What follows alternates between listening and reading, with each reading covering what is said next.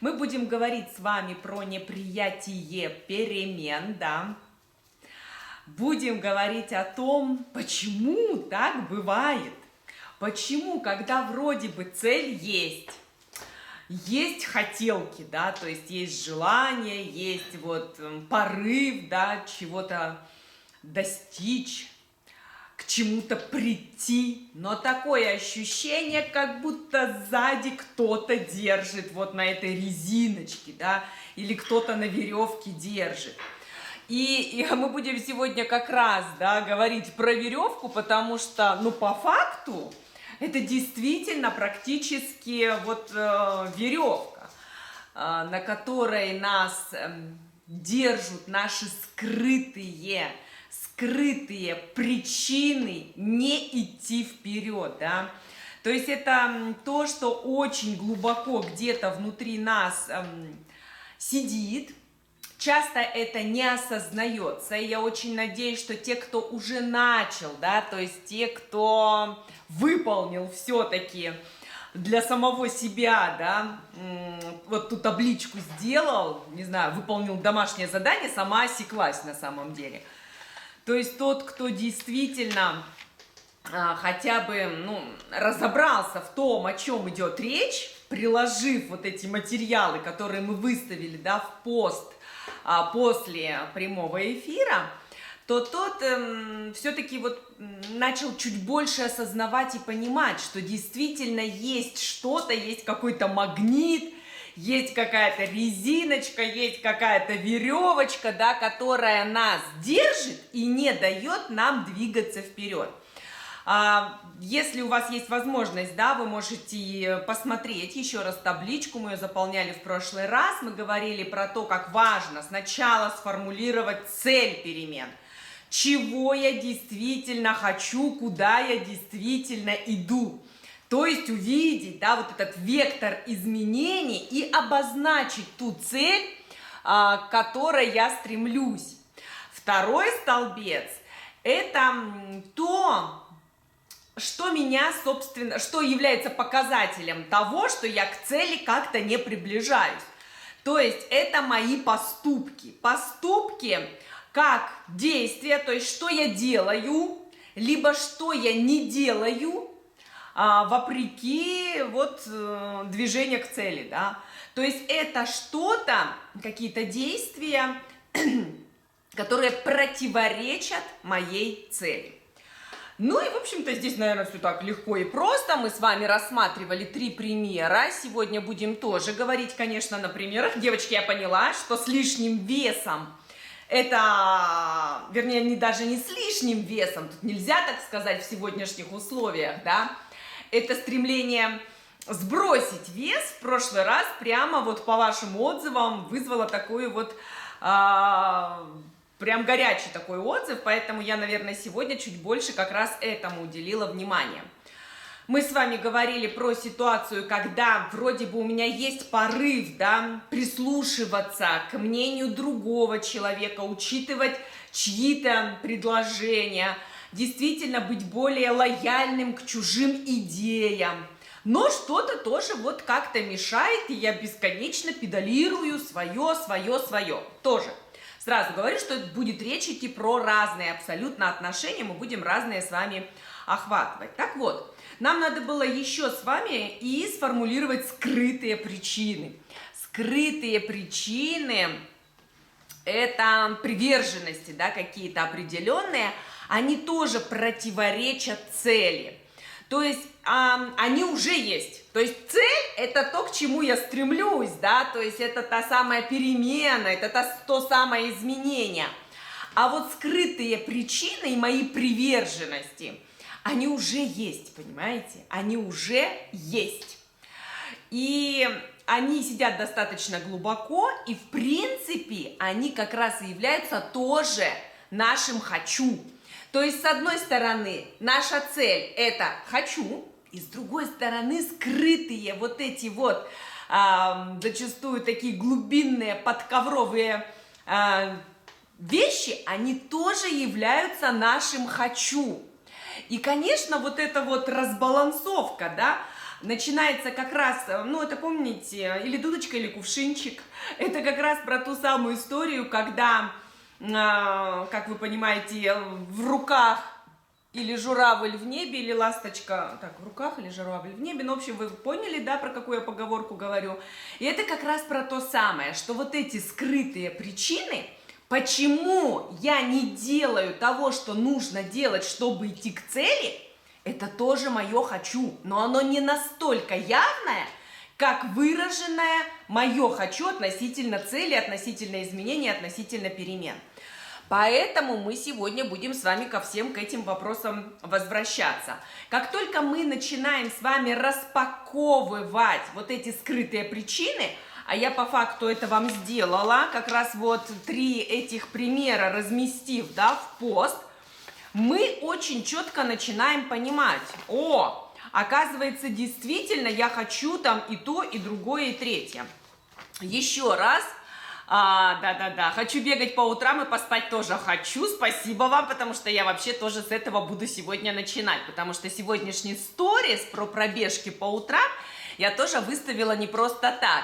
Если те, кто уже смотрел эти сторисы, да, вы увидели, что я там как раз попыталась сформулировать вот эти скрытые истинные, да, некие причины, которым мы очень легко можем подчиниться, дабы не идти к своей же собственной цели. Поэтому, да, мы тоже сегодня это с вами обсудим,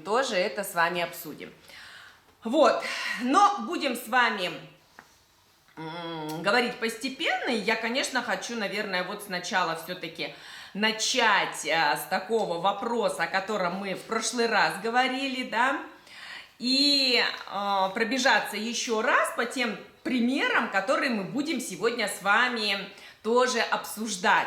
То есть, когда мы говорили про нашу цель быть более восприимчивым к чужим предложениям, идеям, к чужой точке зрения, да, мы понимаем, что почему я не делаю так, потому что зачастую я критикую, зачастую я достаточно прохладно, да, как бы отношусь к чужим идеям, зачастую я могу как бы давить, да, и доказывать правильность только своей собственной позиции.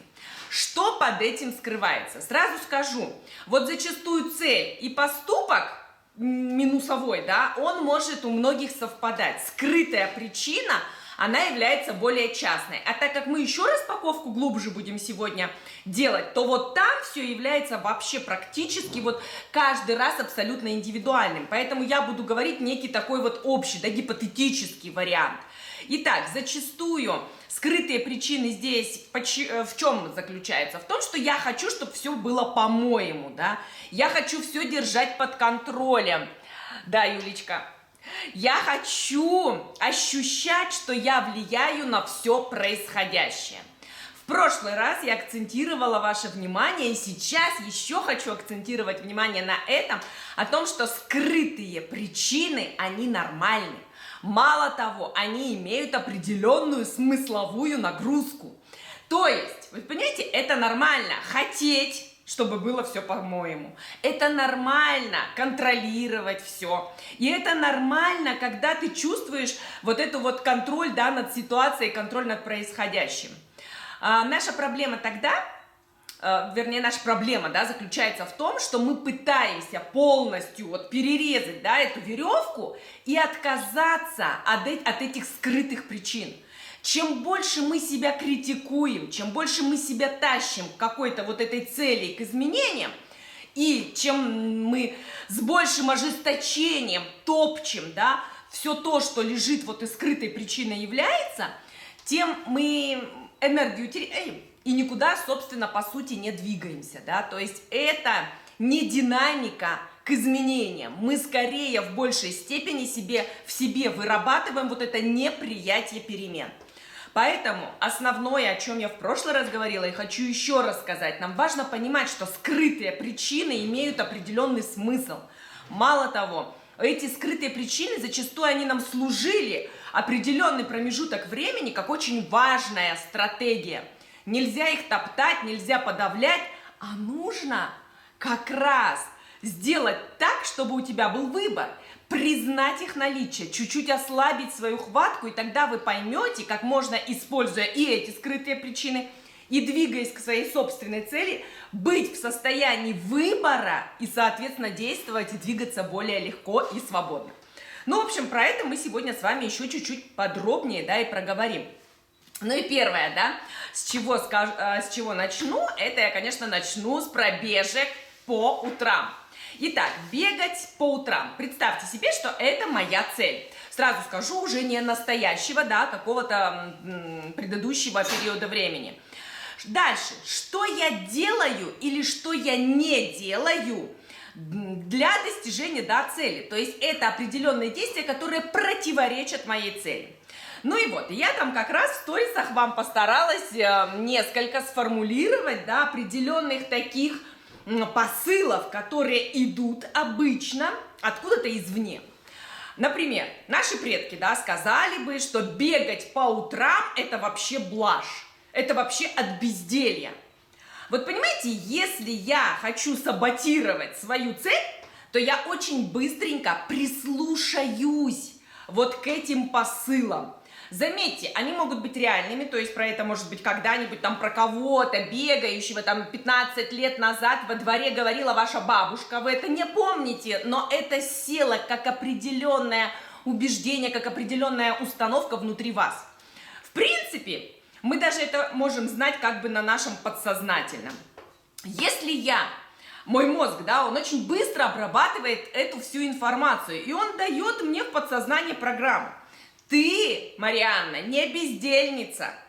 И чтобы бегать по утрам, правильно? Ты не бездельница, чтобы бегать по утрам. И тогда я что начинаю делать? Я начинаю много-много-много работать, чтобы не быть бездельницей и чтобы не бегать по утрам. Сразу, да, скажу, что вот это много-много работать, это не обязательно будут действительно какие-то важные дела. Нет!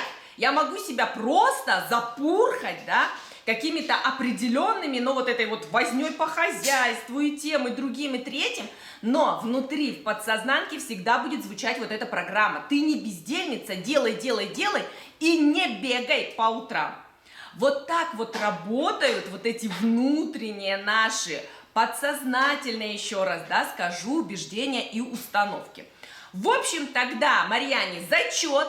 Бегать по утрам не надо, много-много, давай, работай, даже если это со смыслом, если не со смыслом, просто создавай иллюзию действий, торопись, спеши, делай первое, второе, третье, десятое и так далее. Но в какой-то момент я начинаю анализировать. Так, бегать по утрам я хочу? Хочу. Мне это важно? То есть мне важно иметь заряд бодрости, мне важно поймать вот свежесть утра, да, мне важно взбодрить себя и детей, но все время находится что-то, что это стопорит. И вот тут я понимаю, что в принципе, я могу соединить две этих составляющие. То есть с одной стороны, я могу очень прекрасно понимать, что я могу бегать по утрам, и с другой стороны, я действительно могу не быть бездельницей и действительно выполнять какие-то определенные действия, то есть много-много работать. То есть это, конечно, самый простой вариант, когда мы все это соединяем в одном. По сути, наша программа получает новую установку. Бег по утрам – это тоже работа, это способствует тому, чтобы более эффективно двигаться в работе дальше. Если это прокатывает, то это хорошо. То есть это самый простой вариант, когда мы два своих «хочу» соединяем в одно. Нам не надо выбирать, понимаете, между двумя «хочу». Мы это собираем в одно, и, соответственно, вот у нас такая общая единая цель. Я хочу много-много работать в бодром, выспавшемся, таком вот активном, да, состоянии. Поэтому мне нужно бегать по утрам. Но, как мы понимаем, не с каждой целью это прокатит. Не с каждой целью, да. Еще, вот я, кстати, когда сегодня я выставляла сторис, и когда я подбирала, да, помните, я вам в прошлый раз я вам говорила, что вот есть такие 3 плата мышления. То есть первый разум – это социализированный, да. Это как раз тот разум, который всегда ведется на что-то услышанное извне. Вот он как раз, я вам все вот этих 3 варианта как раз для него прописала, потому что вот этот первый вариант распаковки, он на самом деле не такой уж и сложный, да. Мы сейчас перейдем ко второму варианту, опять пробегать по утрам. Итак, а если вдруг, да, я вот слышу где-то там извне, ага, бегать по утрам, это, конечно, это тренд, конечно, это модно, все же бегают, вот и ты решила тоже туда пробежаться. Ну, туда же, конечно, куда все, туда и я.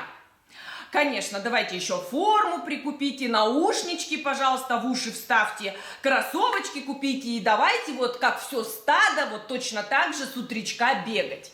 Ехидно? Чувствуете, да, вот это ехидство? Чувствуете, наверное, соседок, голос соседок из детства, да, с той самого, с подъезда, да, или с лавочек. А может быть, классного руководителя, может быть, еще кого-то и так далее. Да, то есть здесь есть внутренний посыл не быть как все.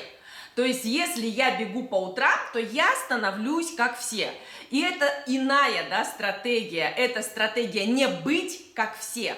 То есть скрытая причина, почему я саботирую бег по утрам, как раз является не быть как все.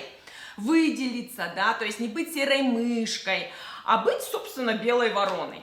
И эта стратегия, она, например, для меня, она имела смысл. То есть вот не нужно это подавлять, не надо от этого отказываться. Сразу скажу, все в подростковый период это переживают. То есть, по сути, да, я вам сказала, не просто так там соседок, классного руководителя и так далее. То есть эта стратегия каждому из нас очень много дает. Почему? Потому что нельзя с ней бороться, понимаете, как с неправильной, потому что она нас учит тому, ну, на самом деле, как не быть конформистом, да, как действительно иметь вот этот вот опыт противостоять мнению большинства. Это опыт быть собой, да, и иметь свою собственную точку зрения. Ну и в конце концов, это вообще противостоять неприятию себя, как белой вороны. Это огромнейший опыт, который я имею. Но когда мы начинаем вот это подавлять, помните, я вам вчера тоже говорила, то есть у нас есть тормоз и у нас есть газ. Вот есть тормоз и газ, но когда мне нужен тормоз, очень глупо критиковать газ. То есть, глупо при этом начинать говорить, вот, этот газ плохой, он мне совершенно не нужен и так далее. Либо наоборот, да, газ нужен, соответственно, тормоза придумали трусы. То есть, нам очень важно осознавать и понимать, нам нужен и газ, и тормоз. Просто раньше я всегда действовал автоматически, да, вот на этом первом уровне мышления. Это социализированный разум, который всегда опирается на нечто, идущее извне. А когда мы переходим на второй уровень, да, самоавторствующий, то есть это разум, который является сам себе автором, который может выбирать, который может действительно уже действовать из своего нутра, то в этом случае, конечно, я могу себе позволять в каких-то ситуациях действительно не следовать трендам моды, да, а в каких-то ситуациях абсолютно, просто выбирать и следовать. Сразу скажу, очень много мы энергии теряем тогда, когда включаем неэффективную стратегию там, где ей не место. Ну, к примеру, если бы я, вопреки, да, вот этому мнению, что если все бегают, это тренд, поэтому и ты, естественно, тут бегаешь. Если бы я начала этому сопротивляться, то есть в таком подростковой, да, в подростковом таком вариантике я бы начала говорить, нет, это все бегают вот так, а я вообще-то бегаю не как все. Я бегаю круче всех, я бегаю по-другому. Ну и так далее, и так далее. Надеюсь, что вы ощущаете и чувствуете, да, вот этот подростковый, да, протестный вариант. И с другой стороны, вот знаете, я даже написала и сейчас проиграла. Я очень четко ощущаю, как от этого уходят силы, как от этого теряется энергия. Тогда ни о чем не может быть речи, понимаете? Если ты бежишь, и тебе это не в кайф, а ты бежишь вот в этом чувстве сопротивления, что ты бежишь не как все, а круче всех, то, конечно, приходя там после пробежки домой, ты понимаешь, все, ты выжат как лимон, но ты выжат не пробежкой, а своим собственным сопротивлением. Я тоже, кстати, очень часто встречаю женщин, которые бегают для того, чтобы сбросить вес. И это для них реальная тяжесть, то есть это реальное вот это вот протестное такое поведение, особенно если это еще откуда-то идет извне, да, ну то есть посыл этот, то, конечно, я представляю себе, какой выжатой можно прибежать домой, потому что это не в кайф, потому что это через сопротивлялку, потому что что-то лежит намного глубже. Вот. Фу, и в общем, нам очень важно, вот в этом втором варианте я вам хотела как раз проговорить вот эту сопротивляшку, лежащую внутри, ее нужно убирать. Сопротивляшка – это вот этот первый уровень, да, первая плата разума, это социализированный разум, который опирается на мнение большинства и, соответственно, бесконечно ему же и сопротивляется. То есть, с одной стороны, выживание за счет того, что он находится в группе, а с другой стороны, и как раз вот это вот протест, да, то есть стремление к идентификации, да, стремление вот к тому, чтобы действительно развиваться как единица. Третий вариант. Вообще нужно сказать, что во всех, абсолютно во всех причинах этих скрытых, да, скрытых причинах, конечно, зарыты наши страхи. Страх очень интересная эмоция. Смотрите, мой интенсив, когда страх мешает карьере. Несмотря на то, что он называется «Когда страх мешает карьере», там очень много таких вот вещей общих, да, которые действительно относятся к эмоции страху и будут абсолютно во всех вариантах, да, приемлемы. Там и инструменты, там вот я прям все разжевываю. Смотрите, в моем аккаунте есть как раз отдельный пост про данный интенсив. Если что, переходите по шапке профиля на сайт. Так вот, во всех скрытых причинах лежат наши страхи. И всегда нужно очень честно ответить для себя на два вопроса. Первый вопрос. От чего я боюсь, опасаюсь? Что будет страшного, если я приду к своей цели? То есть, если мы тормозимся, если мы не идем к собой же обозначенной цели, да, к каким-то переменам, если мы это почему-то саботируем, то нам очень важно понимать, что под этим скрывается какой-то страх. До тех пор, пока он скрывается, до тех пор, пока он зарыт, он на нас реально действует. То есть он реально является вот тем магнитом, который нам не дает двигаться дальше. Поэтому четвертый столбец – это столбец, в котором нужно ответить для себя на вопрос. Что будет страшного для меня, либо, кстати, для ближайшего окружения, если я приду к своей цели? То есть, если эта цель исполнится, что будет страшного? И второй вопрос. Что будет страшного, если я не буду делать так, как я делаю сейчас? Это про второй столбец. Что будет страшного, если я не буду делать так, как я делаю сейчас? Итак, теперь рассмотрим с вами примеры, чтобы все было абсолютно понятно. Кстати, если все понятно, пожалуйста, напишите мне об этом. И если есть уже вопросы, вы тоже их пишите. Я постараюсь вот прямо не отрываясь, но их прочитать, хорошо? Итак, что страшного, ну, в первой, да, ситуации, которую мы с вами рассматривали? Чуть-чуть подождите. Про то, как сбросить вес, будет самый большой блок. Но все-таки, если у меня цель быть более восприимчивым к чужим идеям, к чужим предложениям, да, к точке зрения другого человека, это тоже касаться может что нашей сферы карьерной, да, что непосредственно нашего ближайшего окружения, что даже может касаться друзей, там, сестер, братьев и так далее. Итак, что я делаю? Я критикую. И вот здесь мы в четвертом столбце отвечаем на вопрос, а что будет страшного, если я не буду критиковать? Так вот, ответ чаще всего следующий. Помните, я говорила, здесь уже могут быть индивидуальные нюансы, поэтому пишите, если у вас есть что-то другое, то есть почему я критикую, что под этим скрывается. Вот если я критикую, если я нападаю, если я давлю, под этим есть скрытые причины, а под скрытыми причинами всегда есть страхи. Так вот, мы отвечаем на вопрос, что будет страшного, если я не буду критиковать. Ответ. Все подумают, что я слабак, что из меня можно веревки вить, что мне можно все втюхать, что мной можно крутить, как хочешь.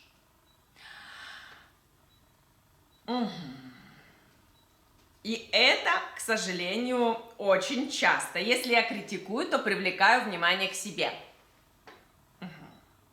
Но мы отвечаем на вопрос, что будет страшного, если я не буду критиковать. То есть, зачем я привлекаю внимание к себе? Скорее всего, если я не буду критиковать, и я не буду к себе привлекать внимание, я буду очень чувствовать себя одиноко. Есть страх, что отпущу контроль надо всем, и все пойдет наперекосяк. Это правда так. Не критикую, значит соглашаюсь. Ален, спасибо, Ален, ты всегда вообще бьешь прям в точку. Не критикую, значит соглашаюсь.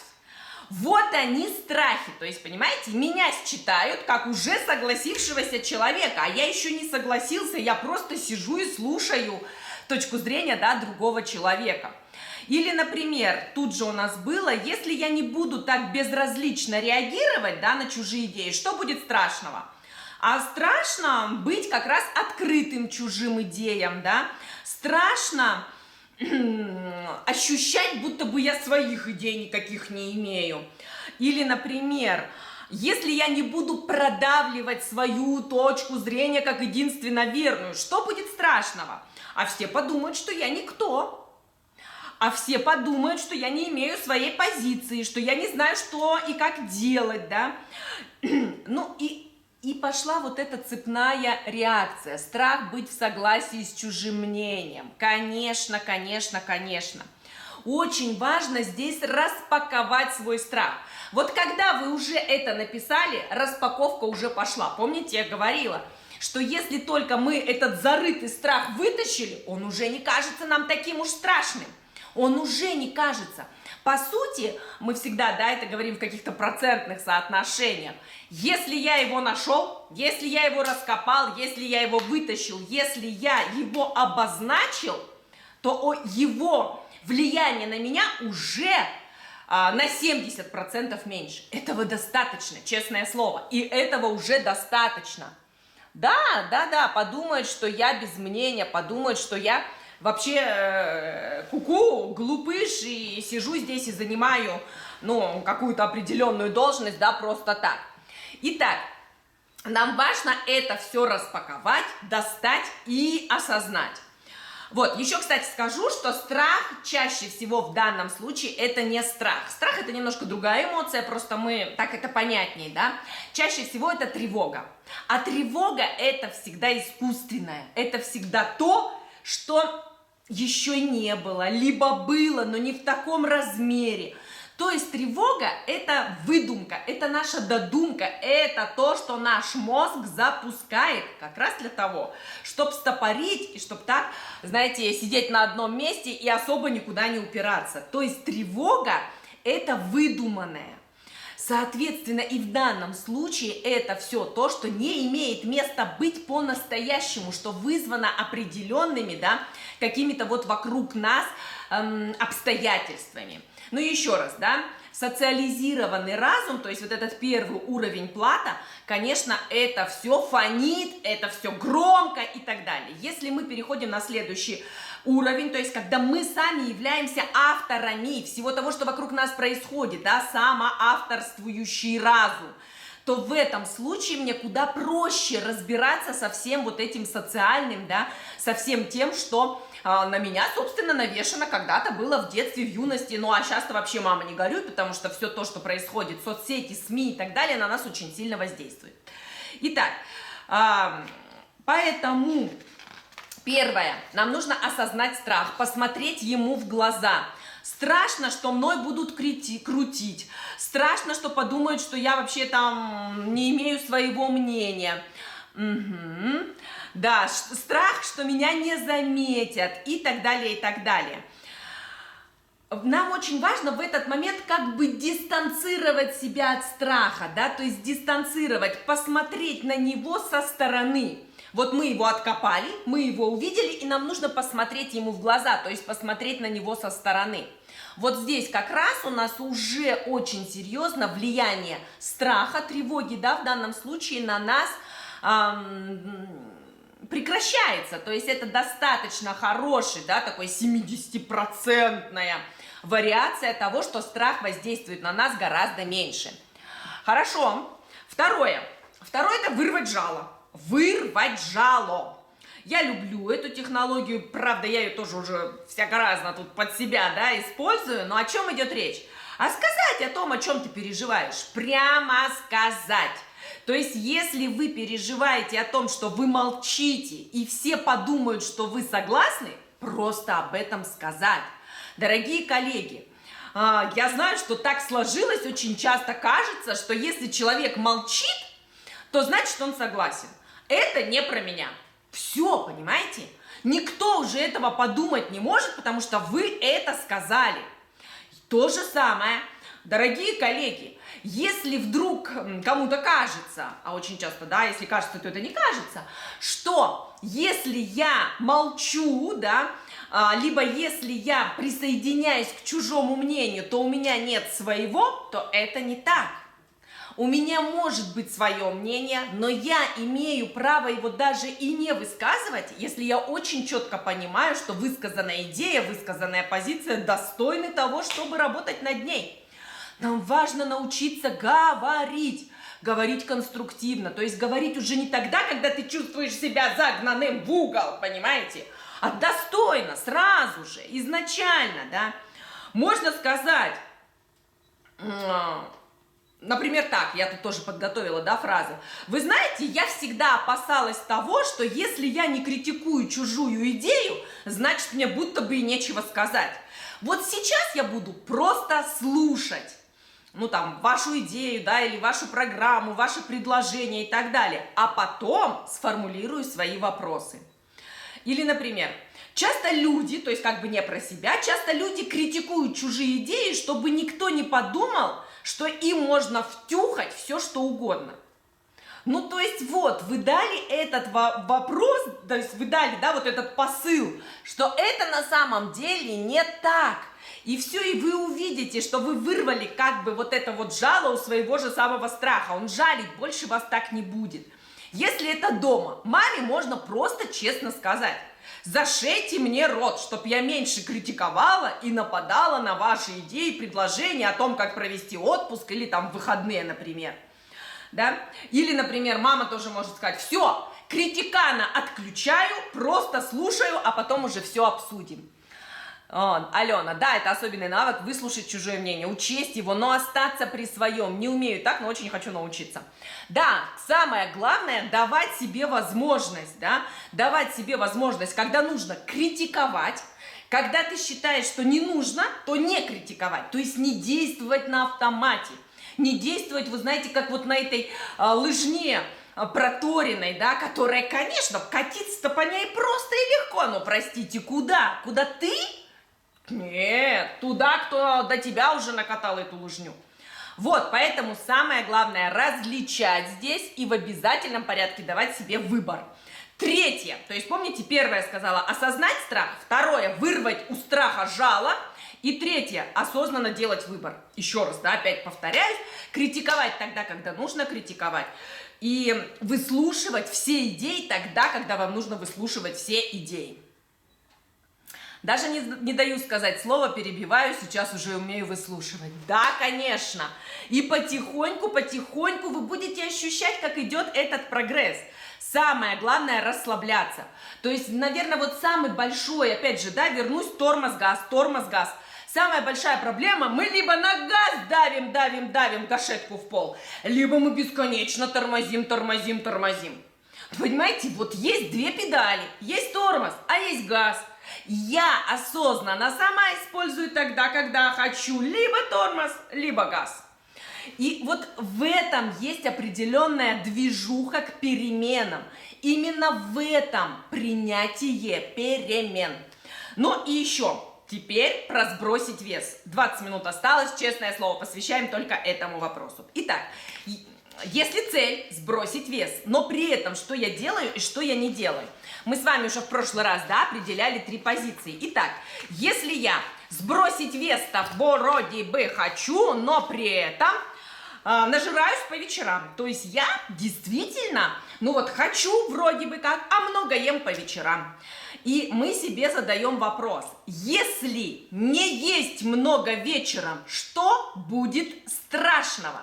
Что страшного произойдет, если вечером не есть много? Ответ. Например, да, это из тех вариаций, которые есть у меня. Надо будет что-то делать, а не отдыхать. То есть это очень распространенный вариант на сегодняшний день, когда я ем для чего? Для того, чтобы законно в этот момент не нестись, там полы не мыть, что-то еще другое не делать, а просто отдыхать. Я еще тоже чуть попозже скажу, как у нас слеплены вот эти 2 функции – жрать и отдыхать. Уж простите меня, может, грубовато буду. Вот, и, соответственно, вот это самый большой страх. Если я сейчас не сяду и не буду занятой поеданием, да, то в этом случае я не имею права на отдых, и я должна идти и что-то делать. А сил, по сути, уже нет. Второе, то, что мы с вами писали. А если я ем даже тогда, когда не голоден, то есть по привычке, ем, когда не голоден, просто по привычке. Задаем вопрос. Если, когда не голоден, не есть, что будет страшного? Ну и опять у нас вот тут чаще всего вылазит. Надо будет чем-то себя занять. Чем-то занять. То есть еда – это своеобразное алиби, понимаете? Алиби. А я не знаю, чем еще можно по вечерам себя занимать. То есть я знаю, что так делала моя бабушка, так делала моя мама. Пришли, еду готовим, потом, соответственно, едим, потом посуду моем. Чем еще себя занять, я не знаю. И это, конечно, страх занять себя чем-то, чем не знаю. Очень просто действовать по старым, да, по родовым схемам. Кстати, надо сказать, что, в общем-то, большинство из нас, помните опять, вот этот вот социализированный разум, мы уже не хотим в нем находиться, нам слишком в нем как бы ограничено и тяжело, хотим дальше идти, вот в этот самоавторствующий, да, разум. А как? А вот с неприятия перемен как раз и можно начинать. Так, чем я тогда займусь? Да, чем я тогда займусь? Ну и плюс еще, это же привычка, все родные так привыкли. И если я одна передумаю, либо как-то там начну что-то еще предлагать, то, конечно же, к вот этому моему внутреннему, да, протесту еще и присоединится внешний. А давай покушаем, а ты что, худеешь, а ты что, там и так далее, а ты что не ешь, а ты что худеешь, а что ты вдруг решила, и так далее, и пошло, и поехало. То есть, конечно, нужно постепенно осознавать для себя, что такое отдых, что такое еда, и, конечно, вырабатывать привычки не только для себя, но и для детей, для семьи, чтобы проводить время по-другому, причем, правда, можно проводить даже время за столом, да, ну, я не знаю, там, игры, обсуждения и так далее, и так далее. Еще один момент, тоже о нем чуть позже там скажу через наши детские пристрастия, это вопрос в том, что зачастую мы боимся, что нам нужно будет разговаривать о чем-то. То есть, когда мы находим, в общем, пока мы жуем, у нас как будто бы рот занят. И мы можем не говорить о проблемах, мы можем не говорить о делах, мы можем не говорить там о каких-то неудобствах, о каких-то переменах и так далее. Мы можем просто жевать. И это тоже есть такой вот очень интересный момент, который очень у многих присутствует. Чем займешь себя, когда напротив меня сидит голодный муж? Все это чем займешь, да. Если я не ем, то я и не заткну дыру в себе, конечно. А дыру в себе можно затыкать чем-то другим. Если я не ем, то не ощущаю тяжесть. Про это скажу. Конечно, но чем займешь себя, когда напротив меня сидит голодный муж? Елена, да? Кормим мужа? но если мы делаем выбор меньше есть, либо не есть, да, после скольки-то, значит, мы можем этого не делать. То есть здесь же говорит, вот у нас тоже, да, кстати, такая есть позиция, если я не ем, то и другие пусть не едят. Отнюдь. Мы говорим каждый раз про выбор того, что хочу в настоящее время я. Некоторые так проявляют любовь к себе, побаловать себя после трудного дня. Тут тоже, Тань, надо различать, потому что если это так, это вау, вау, вау. Но обычно, знаете, побаловать себя можно чем-то очень небольшим, да, чем-то таким прям гурманством. А вот когда много-много, вот правильно сказала, да, Валентина, зачастую мы заедаем определенные дыры, это психологические, да, защитные различные моменты, я тоже о них в этом эфире не буду говорить, но как-нибудь мы поговорим. А как быть с ситуациями, когда вкусностями заедают стресс, но при этом еще хочется держать форму? Давать себе выбор, понимаете, стресс невозможно заесть. Стресс это то есть стресс это есть некое нарушение чего-то внутренних, да, каких-то, это сбой в нашей эмоциональной системе. Я, кстати, про стресс готовлю тоже отдельный прямо такой вот интенсив. Но когда мы пытаемся заедать стресс, это не решение проблемы. То есть это подавление всего того, что есть внутри нас эмоционального накала. Это будет, то есть заедать стресс, это набирать вес. Все. Потом, если что, мы еще ладно про это проговорим. При этом я хочу еще раз, да, продолжить. Важно, вы можете задавать вопросы, комментарии тоже писать. Позволить себе отдыхать и при этом не кушать, да, то есть не жрать. Я хотела сказать о некоторых детских привычках, которые, если вы вдруг сейчас обнаружите, я дам вам только вот такой посыл. Самое главное для себя хотя бы обозначить. То есть я правда стресс могу заесть чем-то вкусным, но то есть куда он девается? Он никуда не девается. Даже если на него вот так сверху навалилась еда переварилась, да, стресс все равно так или иначе вылазит наружу.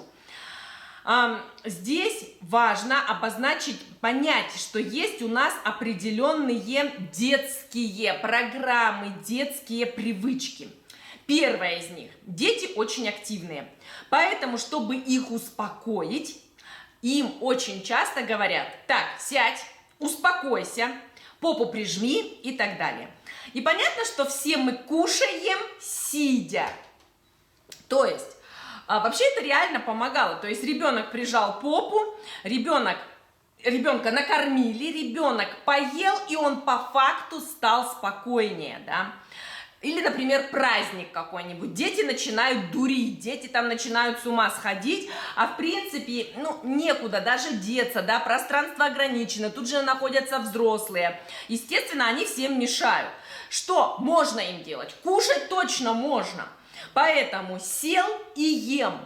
Вот она очень такая детская привычка, когда ты активен, ты можешь просто сесть и поесть.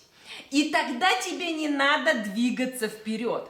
Очень часто лишний вес – это защита от активного движения вперед. То есть это оправдашка, чтобы не брать на себя ответственность за движуху вперед, в которой понятно, все неясно, все так очень шатко, нужно наростить лишний вес. И он идет вот из этой привычки детской. Чтобы не быть активным, сядь на попу и поешь. И если, конечно, мы себя, да, праздник живота, конечно, это вот все про это. Ага, если не кормите меня, то не любите. Да, это вот про это. Очень часто, да, как раз вот это у нас, в общем-то, в детстве. Еще одна, вторая, да, есть причина. Пока я ем, все, в общем-то, спокойно. Тоже идет она из глубины нашего детства. Пока я кушаю, я как бы в безопасности, да. То есть я в домике. Вот как поем, так опять начнется. Уроки делай, то одно, то другое. И у нас тоже вырабатывается здесь реакция. Есть как можно дольше, для того, чтобы вот как-то быть в домике и как-то быть в безопасности. Третье. Это когда ребенком гордились, что он так хорошо кушает, ой, наш-то так хорошо кушает, кормили его, там пихали еду, то есть по факту сформировалась вот этот вот страх, да, то есть мы же сейчас все про страхи говорим, сформировался страх, если я не буду кушать, я буду плохой девочкой. И отсюда, да, вот еда в принципе центральная тема, то есть когда меня хвалят только за еду, когда действительно, если я поел, то я вау, какой хороший. И это, конечно, так работает наша подсознанка. И, соответственно, я не могу двигаться к цели, понимаете? Я хочу сбросить вес, но где-то там изнутри, из детства фонит.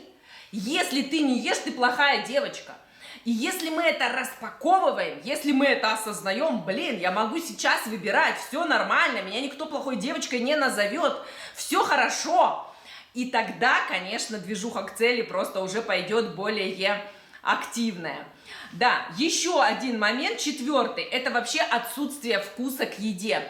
Вот как раз, да, Валентина сейчас написала про то, что культуры питания нет, перекусы на бегу и так далее. Когда отсутствие вообще вкуса к еде, то есть запрещено было выбирать. Что ты тут сидишь, фукаешь? Тебе дали, ешь. Что есть, то и ешь. Не было вообще выбора, да, то есть это была данность на тот момент.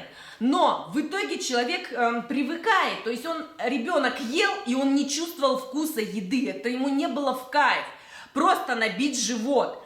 Вот, и соответственно это сохраняется и в настоящее время, когда еда это не про... То есть вообще это рецепторы, которые задействуются, да, я все равно как бы про еду, когда веду разные эфиры. Кстати, у вас будет тоже свеженький эфир, я там приготовляшки всякие, рецепты медиатора. Я говорю, насколько это связано с нашей эмоциональной сферой. И, конечно, в данном случае возникает большое количество проблем, потому что для человека это не про то. Это просто про то, что вот он должен тупо набить себе живот. И часто он даже не знает, что он хочет, что он любит, потому что все это было, как бы, знаете, непозволительно тут копаться, выбирать и так далее. Вот, и в принципе, если вас по одному из этих пунктов как-то торкнуло, да, то есть что-то отзывается, то мы очень четко можем понимать, что это, конечно, будет препятствовать нашему движению, вообще к сохранению, да, какой-то стройности, либо как раз тогда, когда хочется сбросить вес. Тут важно накопить для самого себя свои собственные аргументы, что на сегодняшний день эта установка социальная, установка из детства. Она не обязательно должна на меня работать, и я не обязательно должен к ней прислушиваться, да. Вот, главное было не вкусно, а полезно, да, там молоко, да, с пенкой, манная каша комками и все остальное. Это, да, Ален, тоже сюда. Поэтому, конечно, здесь важно, конечно, писать. Я всегда говорю, пожалуйста, пишите дневник. Конечно, можно это и проговаривать там для близкого человека, для подруги, да, для семьи можно проговорить, потому что это тоже очень важно. Проговорить для того, чтобы разрешить самому себе уже сейчас выбирать. Действительно, я иду к цели, и мой лишний вес, да, уходит, либо я цепляюсь вот за все эти крючки и магниты из прошлого и не даю себе движухи вперед. В общем-то, так действуют все абсолютно механизмы, потому что если у нас есть как бы вот этот посыл идти вперед, к изменениям, к переменам, но вы понимаете, что что-то цепляет, то, конечно, оно скрыто под этими вот причинами, да, под какими-то нашими приверженностями. А если человек набрать вес не может, это тоже неприятие изменений, да. Я хочу вам сказать, что разницы нет, то есть цель-то может быть тоже одна, да, и, соответственно, какой-то есть другой замес, он будет, еще раз, да, понимаете, скрытые причины, они же нормальные, вот даже когда мы говорим, ребенок, да, которому говорили, сядь, ешь на празднике вместо того, чтобы двигаться, да, и стремиться там куда-то. Но это же нормально, то есть ребенок так выживал, ему никто не дал подзатыльник, его в следующий раз там взяли в гости, это для него нормальная стратегия. Не смогу вот так сейчас быстро на это отреагировать, но может в следующий раз пост выставлю и там сделаю. В детстве было такое, чем быстрее поел, тем быстрее гулять побежал, до сих пор ем быстрее всех. Да, кстати, быстрота еды – это опять про то, что я не разбираю, что хочу, что не хочу. А как раз, когда мы говорим, да, вот про эту табличку, то наша цель и наши скрытые приверженности – это хочу и это хочу. Хорошо, если нам удается соединять, как я вам показала в первом варианте. Но если не удается, я четко должен понимать, обе эти цели, по сути, для меня равнозначны. Но одна из них является сейчас эффективной, а другая не очень. И, соответственно, я должен вот между этим каждый раз выбирать газ и тормоз, газ и тормоз. Что я выбираю? Либо газ, либо тормоз. Вот. Поэтому, да, ем быстрее всех. Это из этой же оперы. Пока не поел, из-за стола не выйдешь. Да, это тоже сюда же. А я в институте быстро есть научилась, боялась на пары опоздать. Вот и, соответственно, быстро все это вовнутрь себя запихал, и я тоже не выбираю, понимаете? Зачастую в этой погоне нет вот этой нормированности, да, что хватит, достаточно, мне это больше уже не нужно. Да, если требует доедать всю порцию, быстрота мешает ощущению насыщения однозначно. И это все как раз вот про наши преграды к достижению целей. Вообще надо сказать, что я же говорю, девочки, про хорошие ситуации, про ситуации каждого по сути из нас. Я ем на результат до сих пор, то есть, чтобы тарелка была чистая. Вот, это еще одна история, да. Пока не доел, соответственно, а ведь когда мы только начинаем есть, мы всегда голоднее, чем, например, через какое-то время, да.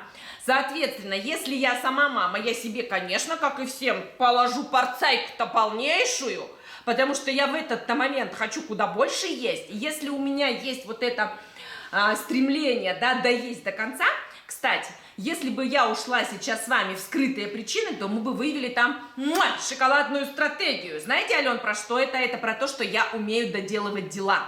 И это вау во всем. Но это не говорит о том, что сейчас мне надо вступать в общество чистых тарелок. Я могу доделывать дела, я горжусь тем, что я когда-то научилась доедать все до конца, но сейчас я могу выбирать. В общем, это так должно быть. Еще есть такое, съела чтобы не испортилось. Господи, это тоже наш трэш. Чтобы не испортилось, это, знаете, ешь, дорогой, все равно выкидывать. Это вот та самая история. И, конечно, это опять, смотрите мой эфир про отвращение, потому что в нем есть очень важная, у эмоций отвращения есть важная функция. Это как раз вот уметь, как бы, знаете, принимать информацию. Это я хочу, а это я не хочу. И вот это доедание, да, чтобы не испортилось, оно, конечно, очень тоже у нас глубинное, оно идет из дефицита, и зачастую сейчас нам, конечно, очень портит жизнь. Еще говорили, пусть лучше лопнет, чем добру пропадать. До сих пор ловлю себя на этом. Утроба лопнет, чем добру пропадать. Капец, да. Пусть проклятая пузо лопнет, это я от мужа услышала. Снайперский. Ну вот, понимаете, это вот про все про это. Представляете, как эти глубинные установки на нас действуют. Девочки, чтобы разобраться со всем этим, конечно, с одной стороны, нам нужно выйти с вот этого социализирующего, да, разума, который ориентирован на вот эти вот эхо и голоса из детства, на все вот эти вот привязки. С другой стороны, как только мы переходим на вот этот самоавторствующий, да, разум, когда мы сами уже можем задавать себе свободу выбора, свободу воли, это, конечно, совершенно иной уровень вообще жизни. Я приглашаю вас к этому, я прекрасно понимаю, что не все можно проработать для самого себя вот через такие общие инструменты, хотя я стремлюсь их разжевать и дать прям про еду, как вы помните, да. Но, тем не менее, приходите в индивидуальную работу. Я открыта, я правда рада, я думаю, что тема еды у меня тоже хорошо как-то прорабатывается, поэтому готова в индивидуальной работе работать с тем, кто понимает, есть крючки, есть вот те самые магниты, не могу идти и двигаться вперед, хочу что-то изменить, но не получается. Приходите, будем это делать вместе. Да.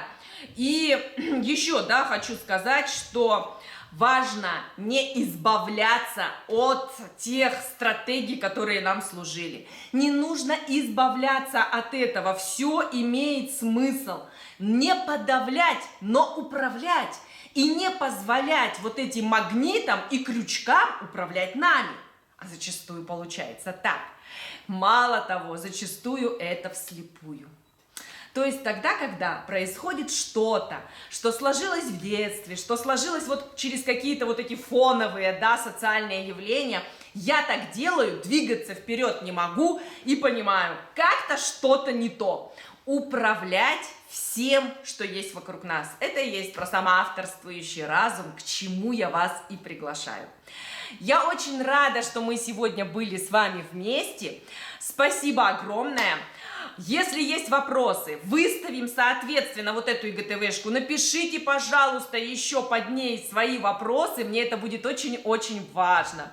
Марьяна Николаевна, я случайно попала на этот эфир, и я так этому рада. Благодарю вас. Да, девочки, спасибо, Наташ, тоже. Спасибо, что вы здесь. Я надеюсь, что все у нас, я отвечу на все ваши вопросы, и мы будем двигаться вперед. Спасибо, девочки.